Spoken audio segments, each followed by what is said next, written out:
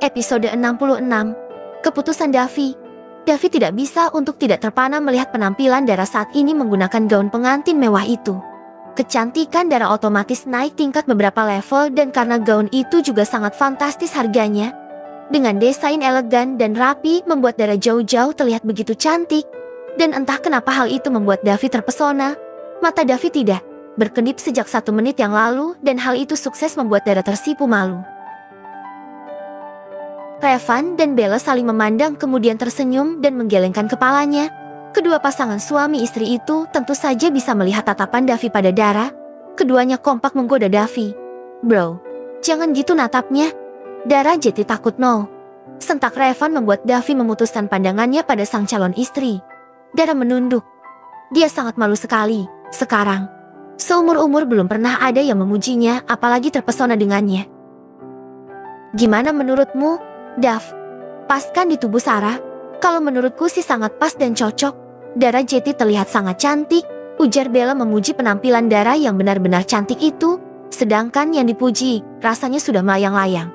Tetapi sebelum terlalu tinggi, Dara langsung menarik tubuhnya kembali ke dasar agar tidak terlalu sakit jika dijatuhkan ke jurang. Duh, itu emang gak bohong. Batin Dara mendesah dalam hati. "Iya ya, cantik," jawab Davi kikuk. Mana pernah dia muji wanita? Kecuali Lila. Tetapi sekarang dia memuji calon istrinya sendiri. Meskipun pura-pura tapi rasanya begitu aneh. Dara hampir saja menjatuhkan rahangnya kalau tidak teringat jika mereka sedang berpura-pura menjadi sepasang kekasih yang saling mencintai. Ya udah, fix yang ini kan, gaunnya. Nanti buat kamu juga ada setelannya, ucap Bella pada Revan. Kemudian melangkah mendekati Dara dan mengajak wanita itu masuk kembali ke ruang ganti. "Harus cepat ganti, nanti Davi bisa-bisa pengen cepet nikahin kamu," bisik Bella. Bella bisa aja," jawab Dara tertawa garing. "Kalau mereka tahu kita hanya pura-pura saling mencintai, pasti deh nggak bakal bilang gini," batin Dara. "Ya, tentu saja mereka menikah bukan karena cinta, tapi karena saling membutuhkan.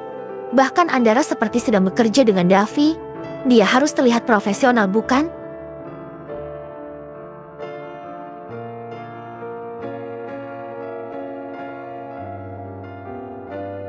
Arsya melihat villa di depannya ini dengan wajah yang sendu. Ya, itu adalah villa yang dikunjungi oleh Lila. Tempatnya sama persis seperti yang difoto. Dan 2 bulan lalu istrinya itu pergi ke tempat ini tidak sendiri. Dia bersama orang lain, entah itu teman atau saudara. Arsya akan mencari tahu. Bagaimana cara Arsya untuk mengetahui siapa yang telah menyewa villa ini? Tentu saja dengan daftar tamu. Villa jarang disewa kalau bukan hari weekend atau liburan. Jadi tidak sulit untuk Arsya mencari tahu siapa saja yang menyewa villa ini. Arsya melihat seorang wanita parubaya sedang menyiram tanaman di depan villa tersebut. Sepertinya villa itu sedang kosong, tidak ada yang menyewa karena Arsya hanya melihat wanita parubaya dan tidak ada kendaraan pribadi di sana. "Selamat sore, Bu," sapa Arsya. Wanita itu mendongak dan melihat Arsya. Tangannya kan menarik keran air dan menghampiri Arsya yang berada di luar gerbang. Gerbang itu hanya sebatas dada orang dewasa. Tidak terlalu tinggi, jadi Arsya masih bisa melihat dengan jelas villa itu dari luar. "Iya Tuan, selamat sore. Ada yang bisa saya bantu?" "Iya Bu, saya butuh bantuan. Bisakah Anda membantu saya?" Wanita parubaya itu mengangguk dan mempersilahkan Arsya masuk. Ternyata di dalam Arsya disambut oleh pria parubaya yang ternyata adalah suami dari wanita tadi. "Saya Ucup dan ini istri saya Endah. Ada perlu apa?"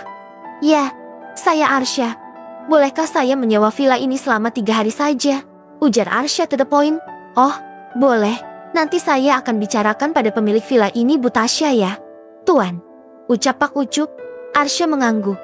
Dia akan mencari tahu informasi sambil menenangkan dirinya di villa ini. Di sisi lain, Dara dan Davi sudah sampai di apartemennya Davi sore hari. Ya, mereka tidak pulang ke rumah dan memilih ke apartemen. Entah kenapa Davi sedang tidak ingin direcoki oleh Clara. Padahal Dara ingin diantarkan pulang saja. Tetapi Davi memaksa Dara ikut apartemennya. Davi menekan tombol pin untuk membuka pintu.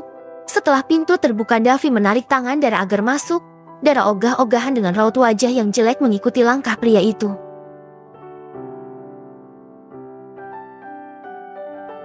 "Tunggu di sini," Aku sudah pesan makanan. Aku mau mandi dulu. Davi menyuruh Dara duduk di sofa ruang tamu. Davi, kamu sudah pulang? Tiba-tiba Lila datang dari arah dapur sedang memakai apron. Tentu saja hal itu membuat Dara terkejut, begitupun dengan Davi. Kenapa wanita itu berada di apartemennya? Ah, Davi lupa kalau biasanya setiap weekend setelah jalan-jalan bersama Lila, mereka akan ke apartemennya untuk bermesraan. Hingga Lila hafal betul jika Davi pasti akan pulang ke apartemen. Lila, apa yang kau lakukan di sini? Lila tersenyum dan melangkah mendekati Davi. Aku memanasi makanan kesukaanmu. Tadi masaknya berlebihan. Oh, Dara juga akan makan malam bersama. Kan? Davi mengepalkan kedua tangannya. Sebenarnya apa yang diinginkan oleh Lila? Kenapa wanita itu seakan menunjukkan diri saat ini? Bu Lila, kok bisa masuk apartemen calon suami saya? Tanya Dara dengan raut wajah polos. Seakan tidak tahu jika dulu Davi dan Lila pernah memiliki hubungan. Aku tahu nomor PIN apartemen ini. Davi kan adik sepupunya Arsya. Jadi di antara kami tidak ada rahasia. Jawab Lila berusaha menahan kesal. Maaf Lila, tapi aku sudah memesan makanan lewat online food. Sebaiknya kamu bawa kembali masakanmu. Davi tidak jadi mandi. Dia malah menarik Dara untuk duduk di sofa. Tapi aku udah susah-susah masak loh. Masa kamu gak mau makan? Lila menunjukkan raut wajah sedih. Terima kasih, tapi sebaiknya kamu kasih ke Arsya dan Naura saja. Jawab Davi masih berusaha mengontrol emosi. Dia tentu khawatir jika Lila akan menyebarkan perselingkuhan mereka suatu saat nanti pada keluarga besarnya.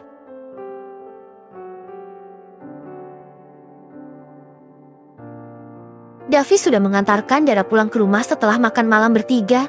Bersama Lila tentunya. Sebenarnya Davi begitu malas dengan sikap Lila yang sekarang. Kenapa wanita itu tidak mengerti juga? Harus bagaimana lagi Davi menjelaskan pada kakak iparnya itu jika hubungan mereka sudah seharusnya berhenti? Apakah Lila harus dikasih pelajaran dulu? Baru wanita itu mengerti jika memang seharusnya hubungan mereka berhenti sejak lama. Ya, Davi sudah memikirkannya. Dia harus bicara pada Lila secepatnya. Dia juga harus berpikir dengan keras jangan sampai skandal perselingkuhannya dengan Lila sampai terbongkar. Davi memacukan mobilnya dengan sedikit kencang. Dia tidak mau terus-terusan mendapatkan teror dari Lila seperti ini. Sungguh dirinya menyesal karena telah bermain api dengan sepupunya sendiri. Lila yang sejak tadi menunggu kepulangan Davi ke apartemen tersenyum senang saat melihat pria itu masuk ke dalam apartemennya. Itu berarti Davi memutuskan untuk kembali ke sini. Aku tahu kalau kamu pasti bakal kembali ke sini. Sayang, Lila akan memeluk Davi tetapi pria itu langsung menahannya. Lila, jaga batasanmu. Sekarang kita sudah tidak ada hubungan apa-apa lagi. Please, ingat itu. Aku sudah tidak mencintaimu lagi. Aku sekarang mencintai Dara dan sebaiknya kamu kembali pada Arsya. Dia begitu tulus mencintaimu. Ujar Davi dengan tatapan tajam. Lila menggelengkan kepalanya. Dia tidak bisa menerima kenyataan jika Davi sudah tidak mencintainya lagi. Kamu bilang dulu aku adalah cinta pertamamu. Kamu sudah memendam perasaan itu sejak 5 tahun lalu dan sekarang di saat aku sudah membalas perasaanmu, malah kau campakkan begitu saja. Ini enggak adil. Dav, Ra, enggak ada yang enggak adil. Memang semuanya sudah berjalan seperti ini dan memang seharusnya kita berhenti, Ra. Perasaanku padamu itu salah dan aku ingin memperbaiki semuanya sebelum terlambat. Ingat Naura, Ra, dia butuh kamu. Jadi fokus sama keluarga kecil kamu, fokus sama Naura dan Arsya, dan sebaiknya kamu berhenti bekerja. Aku rasa uang keluarga Airlangga masih banyak untuk kau habiskan dan menganggur di rumah. Besok surat pengunduran dirimu akan aku serahkan ke Acadi. Apa? Kamu mecat aku? Lila menggeleng tidak percaya. Ya, lebih baik kamu fokus pada keluargamu. Davi, aku benar-benar tidak percaya jika kamu berubah seperti ini.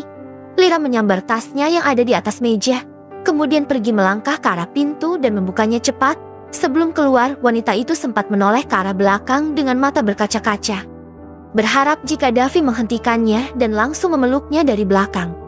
Namun, nyatanya Davi malah sudah membalikan badan dan berjalan ke arah dapur. Lila langsung menutup pintunya keras hingga menimbulkan bunyi berisik. Davi hanya bisa mengurut pangkal hidungnya mengingat bagaimana tingkah Lila. Wanita yang dulu begitu ia cintai tetapi entah kenapa sekarang rasanya perasaan itu menguap begitu saja. Davi benar-benar tidak tahu dengan jalan hatinya. Di saat dia berniat dengan ikhlas melepaskan Lila dan perasaan cintanya demi keluarganya, di saat itu juga perasaan cinta itu menguar seperti es batu yang meleleh hingga membuatnya mencair dan mengalir pergi dari hatinya. Davi hampir tidak memiliki perasaan itu lagi terhadap Lila. Jadi apakah selama ini yang dirasakannya untuk wanita itu bukanlah cinta, melainkan hanya obsesi belaka? Arsya bertanya pada Ucup tentang daftar nama tamu yang menyewa villa itu 2 bulan yang lalu. Sebenarnya Ucup tidak mau mengatakannya karena itu adalah rahasia pemilik villa. Ucup takut jika hal itu melanggar privasi. Pemilik villa yang bernama Tasya juga memberikan kepercayaan kepada Ucup dan istrinya Endah. Identitas kerahasiaan sudah menjadi tanggung jawab pemilik dan juga orang yang ditugaskan untuk menjaga villa itu. Arsya sempat ingin bertemu langsung dengan Tasya, tapi Ucup mengatakan jika majikannya itu sedang berada di Australia. Saya hanya ingin tahu pada waktu itu saja. Ini sangat penting karena saya ingin tahu istri saya menginap di villa ini bersama siapa. Tolong saya Pak Ucup. Demi putri saya yang masih kecil. Pak Ucup pasti tidak tegakan kalau ada masalah rumah tangga yang disembunyikan, apalagi masalah perselingkuhan. Ucup dan Endah saling menatap. Kemudian mereka kompak mengangguk kecil karena tidak tega melihat Arsya yang memohon seperti itu. Apalagi ini sudah menyangkut perkara orang ketiga. Baiklah Tuan. Saya akan memberikan daftar tamu yang menyewa villa ini 2 bulan lalu. Ucup pergi keluar villa itu dan menyuruh Endah untuk membuatkan minuman. Setelah 15 menit kemudian,